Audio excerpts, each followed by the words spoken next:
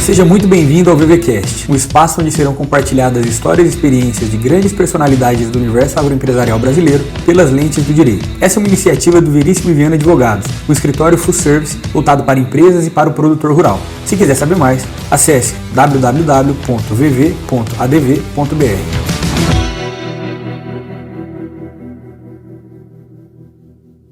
Seja muito bem-vindo, seja muito bem-vinda a mais um VVCast, o podcast do Veríssimo Viana Advogados, onde a gente trata de alguns assuntos mais pertinentes do mundo agroempresarial e também com uma pitada de alguns assuntos jurídicos. Hoje a gente tem a honra de receber Giuseppe Marcantônio, engenheiro agrônomo, perito judicial, e também Dr. Henrique Dondoni, que é um dos advogados do Veríssimo Viana e também é produtor rural.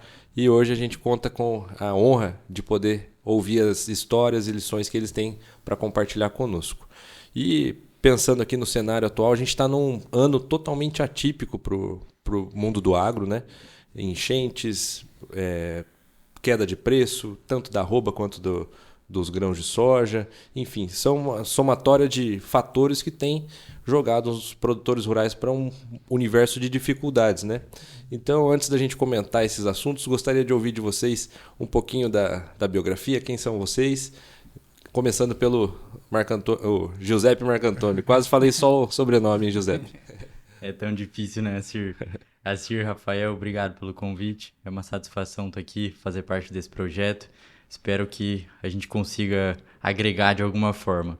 Bom, como você bem falou, sou engenheiro agrônomo, sou de Maringá, estudei em Maringá e, diferentemente da maior parte dos meus colegas, eu fui para uma área extremamente nichada e que tem poucos profissionais que eu conheço que atuam, que é basicamente confecção de laudos, realização de avaliações, que conversa muito com o jurídico, né? Eu costumo dizer que vários dos meus amigos já são advogados e agora eu tenho que falar com advogados todos os dias. Então essa é a nossa atuação. A gente é de Maringá, tem escritório em Uberaba também, que é no Triângulo Mineiro, e eu espero que a gente consiga agregar alguma coisa aqui hoje. Sem dúvidas. Bom, primeiramente, boa noite. É um prazer fazer parte dessa equipe aqui do Veríssimo Viana. A gente vem empreendendo esse trabalho no auxílio do produtor rural. Eu venho de família de produtores rurais, tive o prazer de ser um produtor rural, trabalho atualmente com soja, com lavoura de grãos. E, em paralelo a isso, me formei em Direito em 2017 pela Universidade Estadual do Mato Grosso do Sul. E, felizmente, eu consegui unir os dois lados, tanto a expertise que eu adquiri nesses anos na lavoura e juntamente com o direito, a defesa propriamente do produtor rural, que é esse tema que a gente vai aprofundar um pouquinho mais hoje. Legal. Henrique, falando aí com o seu lado produtor rural especificamente, e considerando esse cenário mercadológico e climático que a gente está enfrentando hoje no Brasil, qual que você elegeria como principal desafio ou um dos principais desafios que o produtor brasileiro hoje tem pela frente? Existem as dezenas, né, que dá para a gente começar a listar aqui. E claro que eu vou tentar um pouco mais na área que eu tenho um pouco mais de experiência prática, né? Mas hoje o agro brasileiro ele enfrenta um cenário catastrófico, né?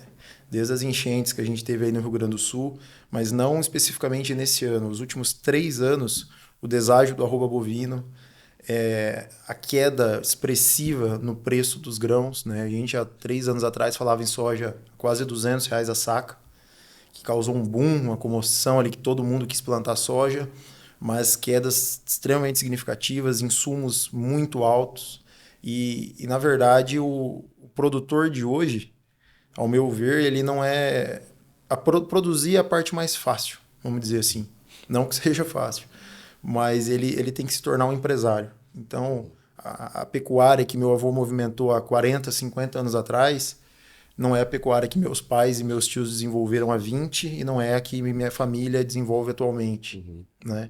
Então, aquele boi sanfona que deu lucro, era aquele boi de 2 anos e meio, 3 anos no pasto, 4. Isso é um claro prejuízo que o produtor vai ter hoje em dia, né? E toda a parte da especificação que ele vai ter, na verdade, ele precisa aprender a fazer hedge, trava na bolsa, travar custos, fazer conta, pôr tudo no papel. E isso é algo que o produtor brasileiro ainda vem se adaptando, né? Cada dia mais, sem dúvida. Mas eu acho que a necessidade de se adaptar a esse novo cenário, onde as margens de lucro estão cada vez menores, as janelas de plantio, a variação climática cada vez mais brusca. Então, acredito que esse seja o pior cenário hoje para a maior adversidade para o produtor rural. Ou seja, ele está sendo empurrado obrigatoriamente para um cenário de planejamento mais agressivo e mais eficiente. Sim. E também adaptação, né? E, Giuseppe, você estando ali mais próximo do produtor do que o advogado aqui, representado por mim e pelo Rafael, qual que você enxerga que é o maior desafio, você estando lá mais próximo desse acompanhamento, tanto da produção, do plantio, do cultivo, do preparo da terra? O que você enxerga ali como um ponto-chave para ser observado? Assim, eu acho que a minha fala vai muito na linha do que o Henrique falou. O produtor, via de regra, sabe fazer muito bem o que ele faz há 20, 30, 40 anos, há algumas gerações, da porteira para dentro. Agora, tem questões da porteira para fora que precisam ser vistas. E eu não vou falar aqui de hedge, não vou falar de operações, porque eu realmente não entendo. Mas quando chega alguma demanda para a gente sente uma dificuldade muito grande do produtor entender com o que a gente trabalha e por que a gente coleta alguns tipos de informação. Então, talvez se fosse feito um trabalho preventivo, se o produtor estivesse mais próximo de nós, mesmo sem dificuldades naquele momento, a gente conseguiria trabalhar muito melhor, às vezes trazer uma solução mais ágil, mais fácil, mais barata. Então, resumindo, ele faz muito bem da porteira para dentro, mas precisa ter algumas melhorias nesse sentido. E como o Henrique muito bem falou, a gente vem tendo anos muito difíceis. E não é no norte do Paraná, não é no sul de Mato Grosso do Sul, é quase no Brasil todo, onde o clima ajuda, às vezes o preço não ajuda, e vice-versa, quando não tem as duas situações, né? Sim. Ô, Giuseppe, bom, primeiro, muito obrigado de novo pela presença de todos, de quem está aí nos acompanhando. Mas você mencionou, Giuseppe, que existem questões da porteira para fora que você percebe que ainda não estão no foco do produtor e que, no teu modo de ver, poderiam fazer diferença. Eu queria que, se você puder exemplificar, porque a tua percepção ela é muito importante para quem está nos assistindo interessado nesse tema. Você pega o problema literalmente quando ele está ali ou acontecendo ou quando ele já aconteceu. Qual que é a tua percepção sobre boas práticas que o produtor poderia ter em vista, ou para evitar problemas, ou para, quando esses problemas surgem, poder mitigar as consequências, diminuir ali o tamanho do prejuízo? Como é que você, pela tua experiência, que não é pouca, como é que você enxerga isso? Rafael, são questões que a gente tem que desmistificar, tem que falar muito simples com o produtor. Quando a gente chega num produtor e pergunta: o que você tem de documentação desse problema que você teve, que geralmente o problema chega posto para a gente, o produtor vai falar: eu não tenho nada. Então, às vezes, você começa a conversar com ele, você tem isso, você tem aquilo, e às vezes ele tem. Mas, infelizmente, na maior parte dos casos, é muito longe do ideal. Então, a gente sempre fala: tire fotos. É uma das coisas mais bestas. É simples, né? Mas nem todo mundo faz. Exatamente, simples. Todo mundo tem um celular hoje. Baixa um aplicativo, eu devia ser até patrocinado por esse aplicativo, porque eu recomendo tanto. Um aplicativo que mostra a data, a hora e onde foi feita essa foto. E vai tirando foto de tudo. Por quê? Vou te dar um exemplo que aconteceu hoje no escritório. A gente estava estudando um caso que o produtor teve um problema de sementes. E nesse problema ele recebeu uma segunda leva de sementes e ele perdeu o timing de plantio. E todas as coisas que ele falou pra gente, a gente foi conseguindo provar, por sensoriamento remoto principalmente, que é a imagem de satélite. Só que a hora que chegou para provar o prejuízo, que era a seca, ele planta num município muito extenso, as estações meteorológicas que a gente conseguiu achar não indicavam seca e ele não tinha nada. ele não tinha uma foto de uma lavoura de soja sinistrada, prejudicada por seca. Então, o que eu costumo dizer, com problema ou sem problema, faça fotos. Guardar documento eu entendo que é um pouco difícil, mas faça fotos, mesmo no ano bom, porque isso às vezes te ajuda quando você tiver um problema. Tem um referencial ali. Exato. Nesse tema eu tenho uma história própria, né? Que eu aprendi a duras penas.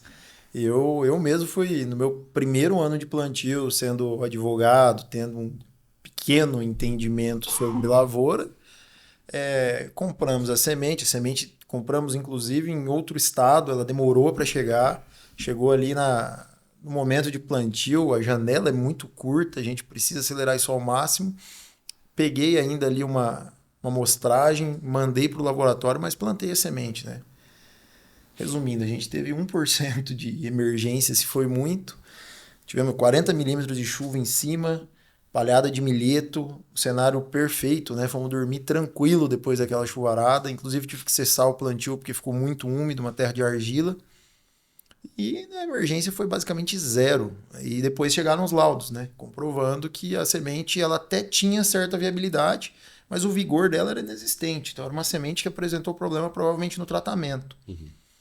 Mas eu não fiz todas as provas necessárias. E resumo da história, estou há 3 anos brigando na justiça para tentar reaver todo o prejuízo que a gente teve, né? E aí entra todo aquele cenário que a gente conhece. Replantio, plantio novamente vai acontecer fora da janela, o dobro de gasto com adubo, toda aquela situação que te onera ainda mais. E o que me salvou em partes foi justamente isso que o Giuseppe mencionou. Foto pra caramba, um monte de filmagem, conversa com agrônomo, a gente conversa de WhatsApp é o que mais salva. Prova que você constituiu ali áudio dos próprios agrônomos da cooperativa que me vendeu a semente, me dizendo, contestando, falando, não vamos deixar você na mão. E acabou no processo judicial, né? E aí é um ponto que a gente entra. O produtor ele tem que entender que ele está sozinho nessa, né? Seja com instituição financeira, seja com cooperativa. A briga ela quando tá tudo bem, todo mundo é amigo. Mas no momento em que a situação começa a complicar, o produtor tá sozinho. Esse é um ponto sensível, Henrique. Eu vou dividir em partes a minha fala aqui rapidamente, mas entender a importância do simples, que muitas vezes é o que vai fazer a diferença, como uma foto com a data e com a localização da foto, como uma conversa por WhatsApp que fica ali devidamente arquivada, armazenada. Quer dizer, a gente não está falando de nada que exige um nível de sofisticação absurdo. A gente está falando de medidas de cuidados aqui que estão à disposição de qualquer produtor rural hoje. A própria ata notarial, que é basicamente você levar alguém do cartório até a tua propriedade para ele certificar com fé pública aquilo que está acontecendo, né? Quer dizer, são medidas simples. Mas tem um ponto aí, Henrique, pegando essa tua história, que se aplica talvez a todos, ou se não a todos, a imensa maioria dos produtores rurais do Brasil, que diante de uma situação como essa, além do prejuízo, você ainda ter de lidar com um credor, uma vez que a maior parte da produção agrícola no Brasil hoje é dependente de crédito. Sem dúvida. Quase não se vê o produtor rural ali que gira com capital próprio. O custeio é o padrão. Né? E esse é um aspecto que a gente também vê muitas vezes sendo negligenciado, e quase sempre porque são assim que as coisas se dão.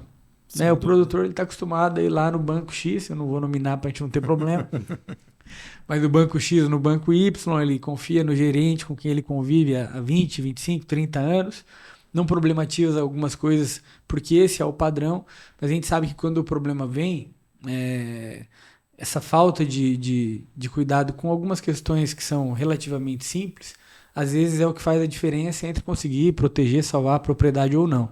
Eu queria te perguntar, Giuseppe, também diante da tua experiência, como é que você vê essa questão do crédito em relação aos cuidados que o produtor pode ter?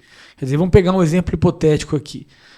O produtor plantou soja, teve um problema climático de intempérie, ele pretendia produzir X sacas por hectare e ele produziu 10% disso. Chegou no vencimento da parcela ali, ou às vésperas do vencimento, e você foi procurado. Qual que é o padrão ideal? Que são os cuidados básicos que o produtor tem que ter em mente para poder estar resguardado em relação a isso? Perfeito. Eu vou ser chato aqui, mas é uma insistência do bem. Primeiro é o que eu falei anteriormente, das fotos, da documentação.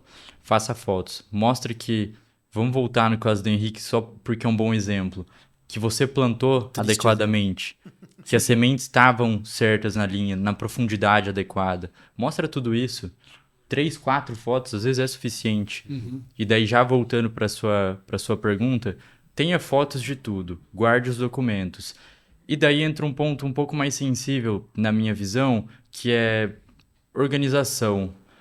Tenha registros que sejam mínimos, planilhas de Excel que hoje todo mundo tem acesso, ou qualquer outra forma de registro de custo de produção. Quanto que aquilo ali custou efetivamente para você? A gente sabe como que é feito no dia a dia, que o produtor que está no interior, na maior parte das vezes, confia muito em quem está no balcão. Mas ele tem um custo, ele tem uma cédula para pagar, ele tem um contrato que está vencendo. Então saiba seu custo de produção, a produtividade que você esperava. Saiba tudo isso. Nossa vida ia ser muito mais fácil se essas informações estivessem um pouco mais organizadas. E eu volto aqui, não é uma crítica ao produtor. Ele faz muito bem aquilo que ele tem que fazer da porteira para dentro, via de regra. Mas é mais uma prevenção, se é que a gente pode chamar assim. Eu acho que esse é o ponto, porque a gente está aqui justamente porque na prática a gente vê que muitas vezes o direito do produtor ele não é resguardado, não é garantido, porque falta preocupação com um passo atrás, né, no momento que antecede o problema. Exato. Quer dizer, a gente não está falando de nada mirabolante, né? É do produtor registrar ali que o plantio foi feito num contexto de umidade adequado, quantos litros de óleo diesel ele gastou, se o maquinário é próprio, se tem parcela desse maquinário ou não, se o maquinário é de um terceiro, tem ali o recibo do custo que ele teve, custo da semente, o custo dos insumos. Quer dizer, são coisas que a gente percebe que o produtor já faz, mas que muitas vezes ele não faz antevendo o problema. Até porque para ser produtor rural no Brasil tem que ser um otimista. A gente não pensa no problema. E aí quando a gente é procurado aqui na condição de advogado, às vezes a gente não consegue fazer tudo que poderia ser feito porque por conta de um cuidado mínimo que deixou de ser feito. Então a gente está sendo chato aqui, mas propositalmente, porque a gente quer que o nosso cliente esteja brigando em igualdade de condições, né? No final do dia acho que é um pouco disso. E essa relação de ter planilhado todos os seus custos, na verdade, isso é uma das melhores formas de economizar que o produtor pode ter. No momento de fechar a tua compra, para de ir lá na cooperativa que você já conhece, que você tem um bom relacionamento e aceitar aquele pacote fechado. Abre esse pacote. Olha o preço do glifosato, o preço do fungicida, o preço do foliar. Vai na outra, compara. Ah, mas eles não abrem o preço. Eles abrem sim, dá um trabalho, eles dificultam, mas eles abrem. E isso vai te fazer reduzir 5, 8, 10% dependendo da situação. Negociar é uma parte extremamente fundamental para o produtor brasileiro hoje. É aí que você vai começar, e a gente sabe que quando a gente fala em agro, os valores são muito expressivos. 1%, 2% de diferença é algo extremamente significativo e tem que ser feito. Tem que ser feito, sem sombra de dúvida. Isso não vai abalar sua relação com a cooperativa. Sim.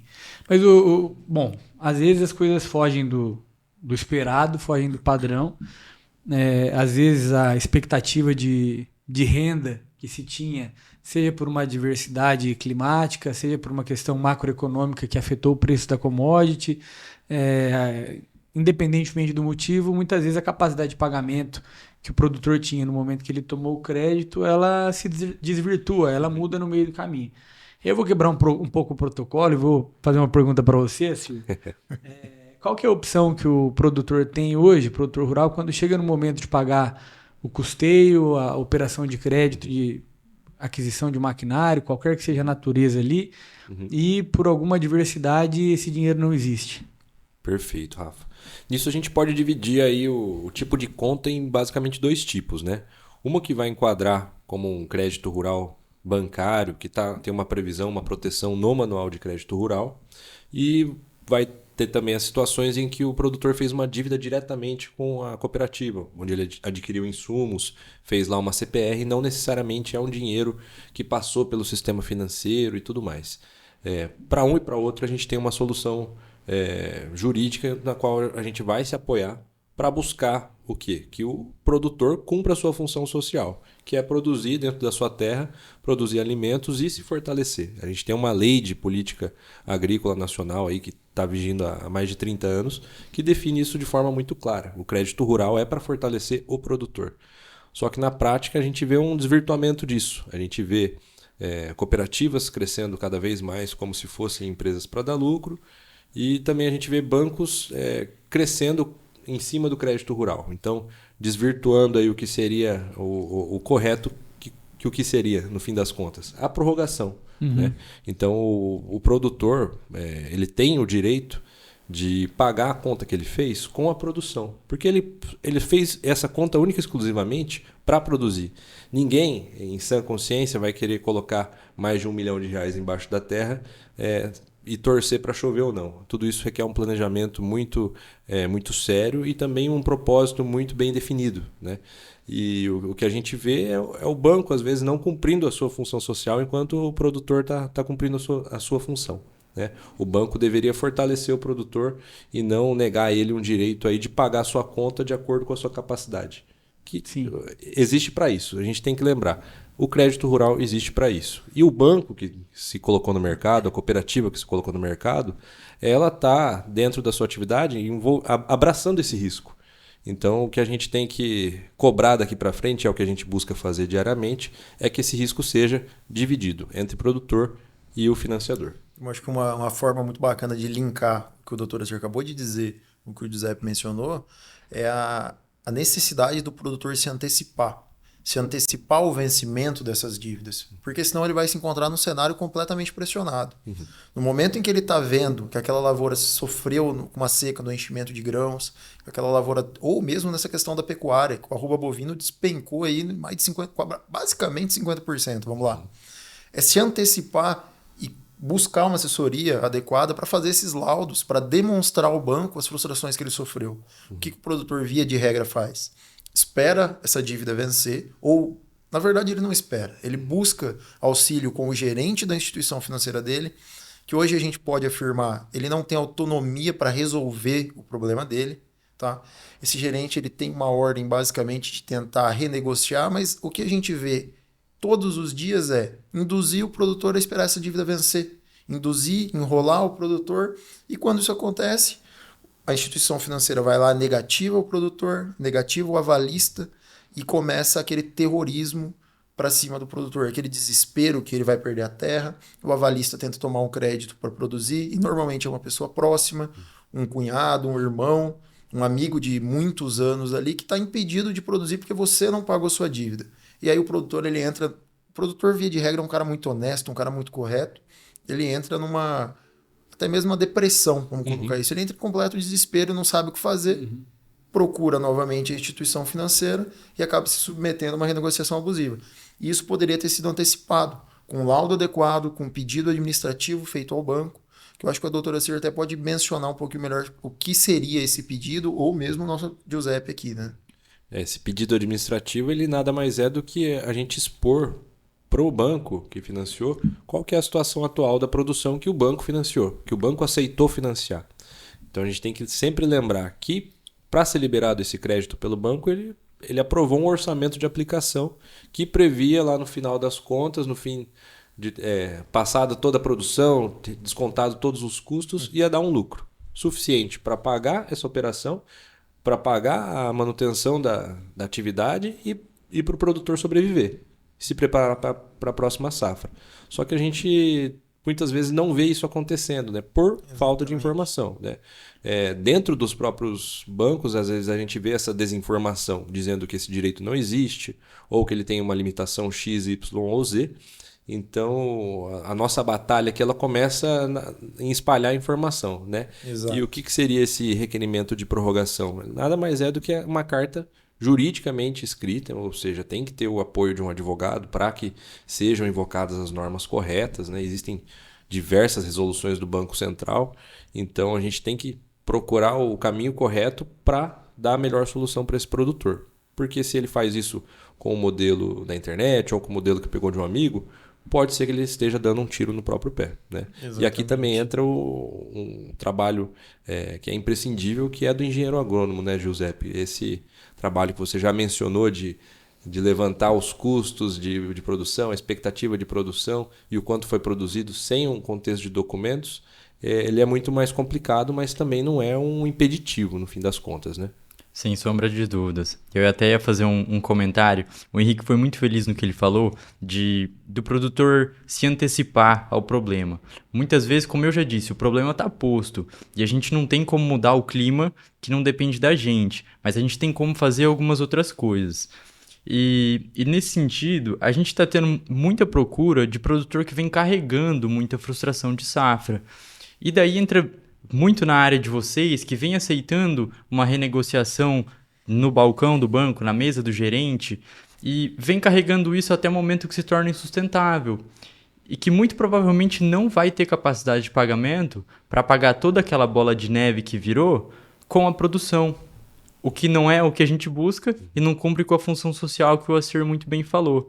Então, a parte dos laudos de capacidade de pagamento é importante, mas é importante que as nossas áreas conversem, porque elas conversam muito. Sim. A gente atua todo mundo junto. Isso é bem interessante, porque qual é o padrão que a gente vê, né? É o produtor rural que nos procura depois de ter tido uma sequência de frustrações de safra. O padrão é esse. Existem exceções, mas a regra é essa. Ele já vem de uma sequência de renegociações que, via de regra, aumentam a taxa de juros, quando não desvirtuam a operação de crédito rural numa operação de crédito comercial, quando não aumentam a exposição do devedor em termos de garantia. Então ele pega mais avalista, ele troca uma hipoteca por alienação fiduciária, ou ele aumenta a área, o tamanho da área dada em garantia real. Quer dizer, a gente percebe que na prática o produtor dificilmente tem consciência do direito que ele tem. A gente está falando aqui, a gente está numa mesa com 4 pessoas que lidam com isso. Eu não sei como é que é na agronomia, mas no direito a gente se forma, a gente estuda 5 anos de direito e em momento nenhum é falado em manual do crédito rural. Em nenhum momento, e eu posso falar porque eu já acompanhei inúmeros cursos de graduação. Não é um problema do conteúdo programático do curso simplesmente não se fala. Existe um interesse que essa informação, que é um direito do produtor rural, que ela não seja propagada. Eu não sei como é na agronomia, no direito não se fala nisso. Então como é que a gente vai exigir que o nosso produtor rural brasileiro ele tome as cautelas, consciente do que o manual do crédito rural, do que o direito garante a ele, se isso não está nem no senso comum dos próprios advogados ou dos próprios agrônomos? Então, como a Assir falou, nosso papel aqui é disseminar. Primeiro é informar, é compartilhar. E a gente percebe, eu queria te ouvir sobre isso, José, porque a liberação do crédito rural no Brasil está condicionada à demonstração da capacidade de pagamento. Para você conseguir um crédito, um custeio, você tem que juntar lá um laudo de produtividade, de viabilidade, né?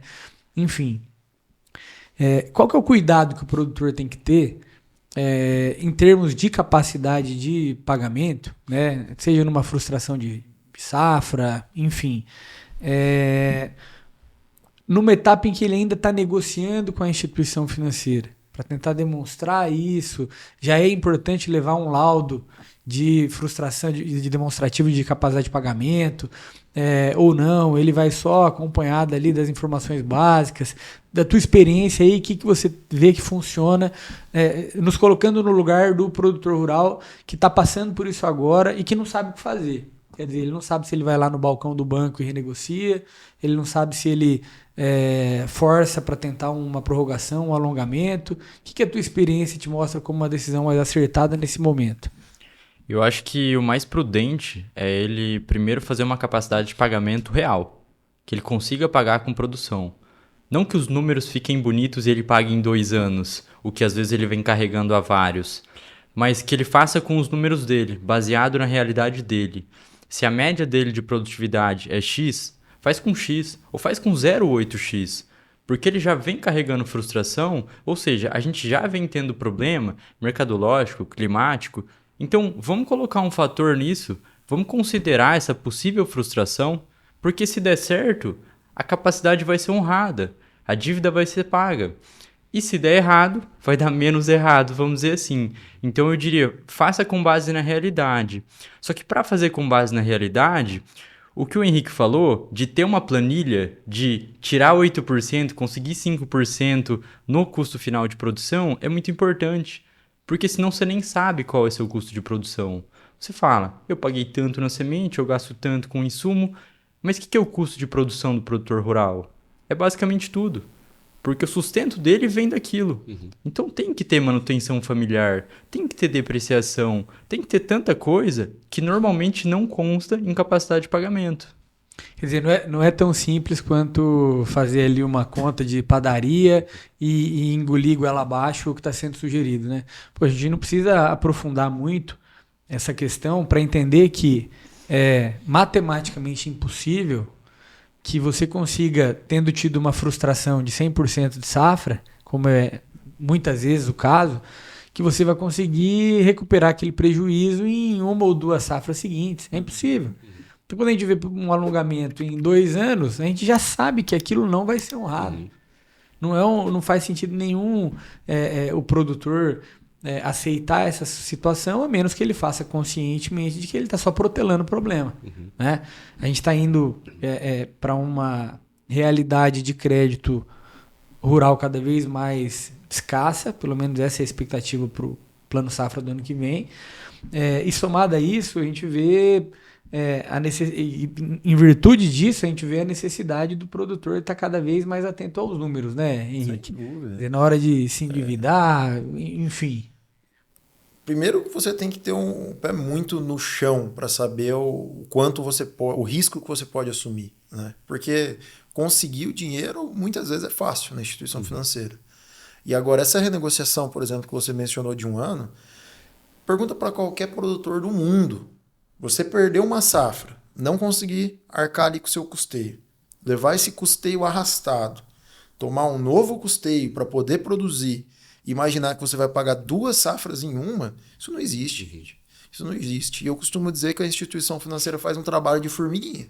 No primeiro ano, não, vamos jogar sua dívida para o ano que vem. Vamos manter a mesma taxa de juros, mas me dá 2 avalistas e a tua terra em alienação fiduciária. Agora, no ano que vem, quando você não arcar o seu novo custeio, que simplesmente aumentou ainda mais com juros arrastados, aí não tem negociação. E aí a gente entra num cenário de pressão que eu mencionei anteriormente. Porque já chegou na minha mão um contrato pecuário de 39,8% de juros ao ano. Quem em sã consciência, que produtor que trabalha com quase 40% de juros? Isso não tem como ser pago, né? Então isso daí é uma sacanagem absurda que fazem com o produtor. E por que um produtor assina isso? Ah, mas ele assinou. Ele assinou porque ele está em completo desespero. O avalista não consegue trabalhar. O banco está ligando todo dia para o avalista, ameaçando que vai tomar as terras dele. E todo dia o avalista bate na porta do produtor e fala: você não vai pagar a tua dívida? A minha terra, meu patrimônio está em risco. Isso gera problemas familiares, isso gera briga entre amigos de gerações. Então, a questão financeira é um problema.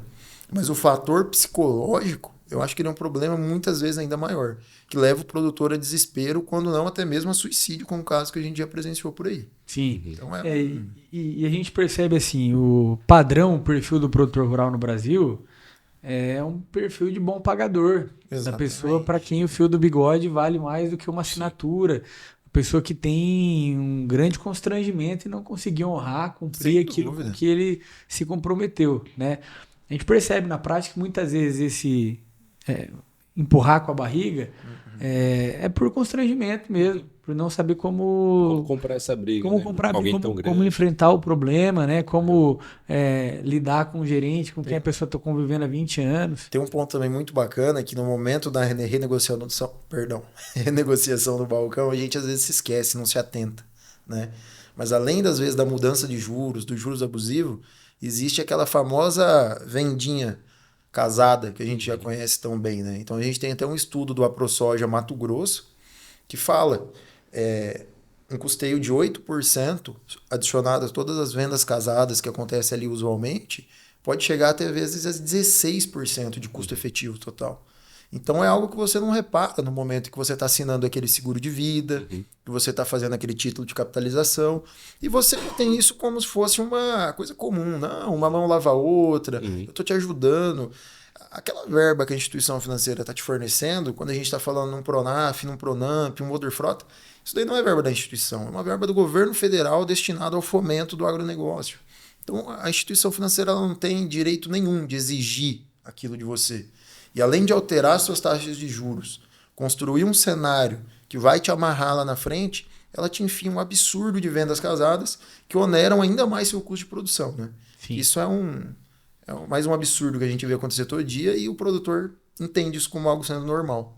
E todo dia, e aqui eu digo todo dia literalmente, né, Henrique? Porque a gente faz reuniões de atendimento diariamente de produtores rurais que são compelidos, forçados a irem até a agência, conversar com o gerente, que ali vai oferecer uma oportunidade de negócio, né, que não necessariamente vai ser a prorrogação. A prorrogação seria da forma como você bem explicou, pura, né, sem colocar acréscimo de juros, sem colocar acréscimo de garantias, seja aval, seja alienação fiduciária ou hipoteca. É o famoso papagaio. O papagaio.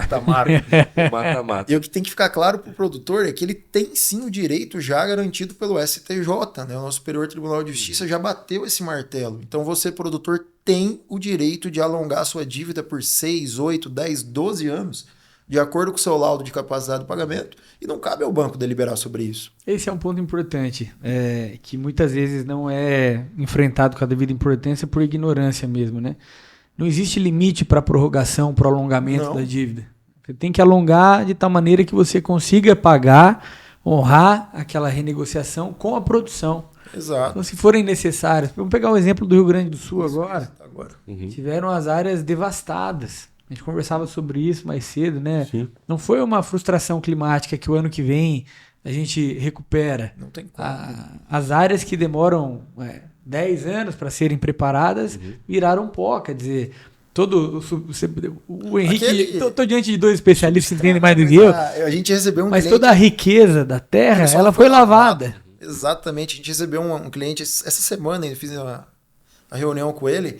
Ele falando, a minha propriedade, onde eu plantava soja, virou pedra e pau. Aquilo ali tá só pedra e pau. Todo o meu solo foi lavado. Aquele perfil de solo foi destruído. Propriedade há 140 anos na família, inclusive, né? Com décadas de preparo. Exatamente. Aquilo ali, o senhor vai saber dizer até com muito mais propriedade que eu, que não sou engenheiro agrônomo, mas aquilo ali, só para reconstruir aquele perfil de solo, a gente vai levar 3, 4 anos. Então, como que alguém vai me dizer que não, a limitação do alongamento é 3 anos, é 5 anos? Isso não existe. Quem vai dizer a limitação ou o tempo que é necessário é o seu engenheiro agrônomo, é o laudo de capacidade de pagamento futura, isso quem vai dizer. Então, se você precisar 3 anos de carência e 10 anos de alongamento, de parcelamento dessa dívida, a justiça te garante isso e o nosso STJ já confirmou esse direito.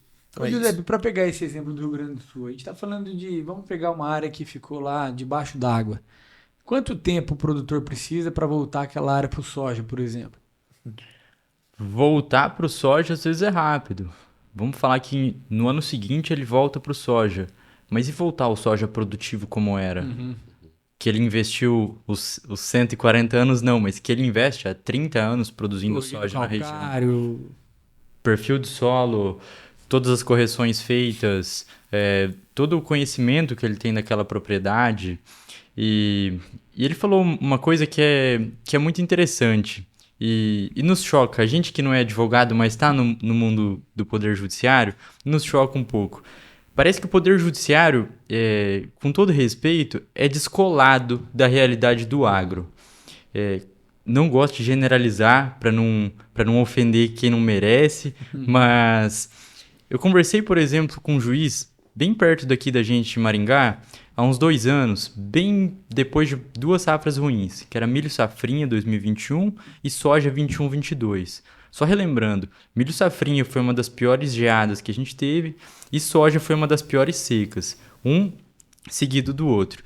E o juiz perguntou o que a gente estava fazendo mais na época, porque a nossa demanda é muito sazonal.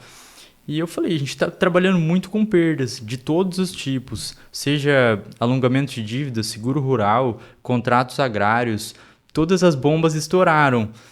E ele me questionou, mas frustração aonde? Aonde que vocês estão trabalhando tanto?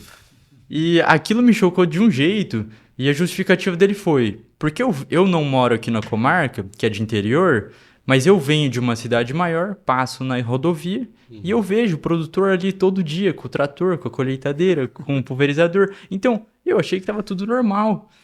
Isso numa região agrícola.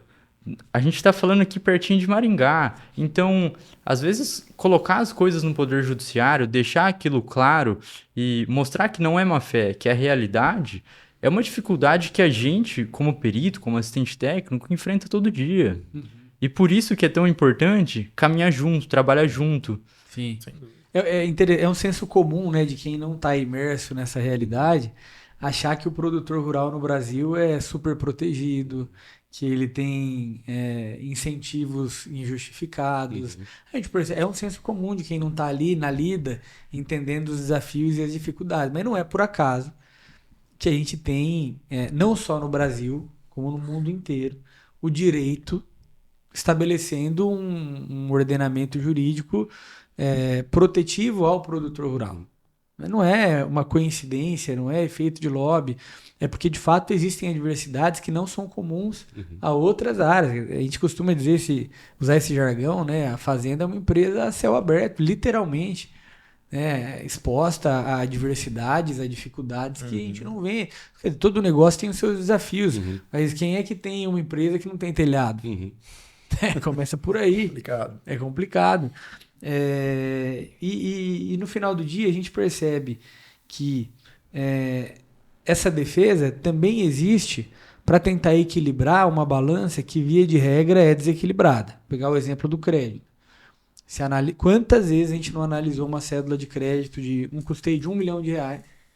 Você vai puxar o extrato do correntista, do tomador de crédito, e o dinheiro que foi disponibilizado lá é de R$800 mil. Isso não é razoável. A gente não está falando de um desconto, de um custo administrativo, de algo que pode ser contratado. A gente está falando de 20% que fica pelo caminho, que o produtor não entende e que muitas vezes ele engole, né, goela abaixo, porque ele não quer se indispor com o banco.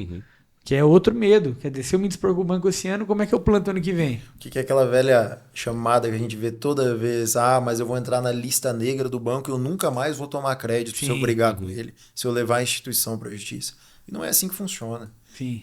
Isso o doutor Rafael pode dizer até com muito mais certeza do que eu, mas o produtor ele tem que entender que ele precisa comprar essa briga. Acabou, igual eu mencionei no início, acabou aquela produção de 30 anos atrás. Cada percentual, cada vírgula vai fazer total diferença na produção. Então, ele não pode se submeter, ele não pode esperar para ver o que vai acontecer, ele tem que se precaver, ele tem que se adiantar. Isso é de extrema importância hoje em dia. Giuseppe, como é que você vê, assim, quer dizer, você é jovem, mas você se formou em agronomia, estudou, inclusive, evolução histórica, né, da agricultura no Brasil, da pecuária, enfim. Como é que você vê hoje a realidade do produtor rural, em termos de necessidade de eficiência e performance para poder prosperar, pagar as contas minimamente, em relação ao passado? E qual que é a expectativa para o futuro? Tá, vamos começar ao contrário. A expectativa eu acho que é muito positiva. A gente vê um avanço muito rápido. Tá acontecendo desde que eu estava na faculdade, saí, a gente vê muita coisa acontecendo. Vê um avanço muito bom. Ocorre que eu acho que o cenário geral do produtor, não só de produção, se tem muito essa mentalidade de sempre foi feito assim. E muitas vezes, talvez seja a situação do banco. Sempre foi me tirado tanto, sempre eu não pude fazer tal coisa. Eu não sei se mas talvez seja. Então a gente vê que as gerações novas vêm aperfeiçoando, vêm tentando fazer diferente, o que é muito positivo. Mas as gerações novas às vezes não enfrentaram todos os desafios que as gerações antigas, que começaram, que abriram terra, eles não enfrentam o que eles tiveram que enfrentar. Então é um paradigma que a gente tem e a gente vai ver o que vai acontecer. Mas a gente tem a certeza que o produtor tem que continuar produzindo no Brasil e vai. Porque o Brasil é agro, né? Sim. Pode falar. O Giuseppe falou uma coisa ali, não sei se sempre acontece esse desvio de crédito, né, que é esse pedacinho do crédito rural que o banco morde ali na hora que libera. Eu me lembrei imediatamente, Giuseppe, que há quase 30 anos, 95, nós tivemos uma CPMI no Brasil para discutir exatamente isso, esse desvio de crédito e o custo do crédito para o produtor rural e como, no fim das contas, ele era impagável. Até tem uma frase clássica do ministro da Agricultura da época que ele disse que nem plantando maconha seria possível para o produtor pagar essa conta no final do dia. Por quê? Porque havia uma série de abusos e essa CPMI despiu tudo isso, mostrou tudo isso que acontecia, principalmente a questão do desvio de crédito. Não acabou em pizza, essa CPMI, mas acabou num acordo, que surgiu daí a lei de securitização, que vem arrastando seus problemas do endividamento rural desde os anos 90 até hoje. A gente tem esse tipo de ação, que surge com securitização, depois vem o PESA para tentar resolver a questão dos juros que ficaram para trás, e até hoje no escritório a gente tem ações mais velhas que eu, mais velhas que o Rafael, discutindo essa má aplicação da lei de securitização. Então a gente vê uma legislação muito boa, muito evoluída em comparação com o mundo, mas a aplicação, como você bem trouxe, que é feita pelo judiciário, muitas vezes está descolada da realidade, né? Esse é outro dos nossos desafios do lado de cá. Isso para não falar, porque de fato assim, a gente tem hoje no Brasil direito bancário material, tanto em termos de legislação quanto em termos de jurisprudência, bem resolvido. O STJ já estabeleceu o que pode, o que não pode, o que é legal, o que é ilegal. E muitas vezes a ilegalidade, a abusividade não está nem estampada no contrato.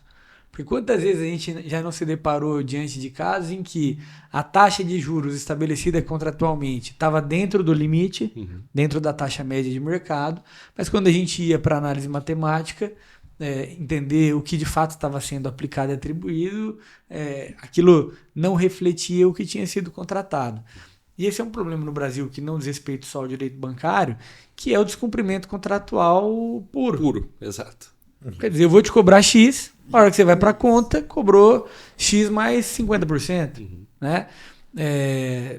Se você não está atento e ciente, esse estudo da ProSoja, a essência e a razão dele ter sido feito é tentar diagnosticar essas abusividades para chamar a atenção do produtor. Exatamente. Né? Porque, de fato, o produtor está tão acostumado a contratar um valor e já saber que o que vai cair na conta é menos, é fora do prazo. Às vezes ele perde a janela de plantio porque demorou 20 dias a mais para... Você já parou para pensar que é uma coisa tão comum, tão corriqueira, que você não consegue imaginar que isso está errado? Que isso está indo contra a legislação, que isso é proibido. Não, meu Deus, a instituição financeira que eu trabalho, que é extremamente conhecida em todo o Brasil, ela faz isso com todo mundo, todo dia. Isso é normal. Isso é comum de ser feito. Ela está dentro do direito dela. Meu avô. Esse é o pensamento que a gente vê por aí. E aí eu fui no banco e o gerente me disse que não existe o alongamento. Então não existe, porque o gerente dessa instituição financeira me falou isso. Ele não ia inventar isso. Mas ele está inventando. Ele está mentindo. E é isso que o produtor tem que se conscientizar, né? Sim. Esse é o famoso sistema de microlesões, né? Você joga um pouquinho de ilegalidade para todo mundo que você atende, né? Isso acontece muito com bancos, telefonia, cobra alguma coisinha a mais, porque você sabe que no fim do dia a porcentagem mínima daqueles seus clientes vão te questionar, Exatamente. Principalmente na justiça, né? Então você lucra muito de muitos lados e indeniza pouco, As né? companhias telefônicas, né? Quem nunca pagou R$1 a mais, R$2 aqui, uma mudança de plano indevido. E vale a pena ir atrás desse R$1? Não vai, né? Sozinho não vale, né? Não vai, Sozinho não vale. Exato. E eu te pergunto mais, quem não sabe que pagou R$1 a mais? Exatamente. Quantos são? E normalmente os produtores não sabem, uma cobrança ou outra que acontece ali não é R$1, né? São muitos milharezinhos. Então é algo que o produtor tem que se atentar.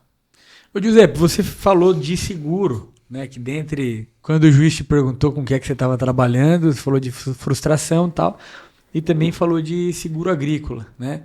Qual que é a tua percepção em relação a essa questão dos seguros hoje no mercado do agro? Tá, eu vou falar da realidade aqui do norte do Paraná, que é onde a gente está mais próximo dos produtores de fato. Depois desses problemas que é o que o magistrado não sabia, de 21 e 21-22, a gente viu uma explosão de judicialização contra as seguradoras. Então, tem muitas demandas contra as seguradoras, de todos os tipos, e isso chega no bolso do produtor, porque tem muito produtor que, às vezes, nem é arrendatário, é só um produtor mesmo, proprietário da terra, mas precisa daquele seguro. Às vezes, não contratou aquele seguro junto a um financiamento, mas precisa daquilo por algum motivo que ele entende que corre um risco. E, em consequência dessas frustrações que a gente teve aí, a gente vê uma diminuição de apólices sendo comercializadas, a gente vê coberturas piores, prêmios maiores, e acaba que a conta não fecha para o produtor. E daí a gente volta no problema do custo de produção, que às vezes está muito elevado, a commodity não valorizada, e ele ainda correndo todo o risco climático. Então, o seguro rural no Paraná era muito difundido. O Paraná era o estado com o maior número de apólices contratadas no Brasil. E eu realmente não sei como está esse número depois, mas eu sei que o mercado retraiu e retraiu muito. É interessante, né? Não tem almoço grátis. Então, se a conta não fecha... O tanto de negativas, né? Quem já recebeu um perito, às vezes, da seguradora para acompanhar uma perícia sabe isso muito bem. É a falha no stand, é a profundidade que você plantou soja, o número de erva daninha que dominou ali, que fez a mato competição. Então, existem dezenas de descontos que às vezes realmente fazem sentido, mas muitas vezes são abusividades ali que são colocadas no papel. E o produtor não sabe, muitas vezes ele não entende que ele tem direito a contestar aquele laudo. Ele vai, assina e fala, putz, o seguro só vai me pagar 30% do que eu tinha para receber. E aceita isso. E aceita isso como se fosse uma verdade absoluta. Né? Do que o nível de exigência que a gente percebe das seguradoras, acho que nem um engenheiro agrônomo da Embrapa conseguiria receber uma indenização, né? Mas felizmente a gente está vendo agora que essas demandas são todas no judiciário, ou boa parte no judiciário, atuando pelo juízo, a gente vê uma ponderação de alguns juízes muito legal. Então, a falha de stand, ela é decorrente de falha de plantio ou ela é consequência da seca? A seca é evento coberto ou não coberto?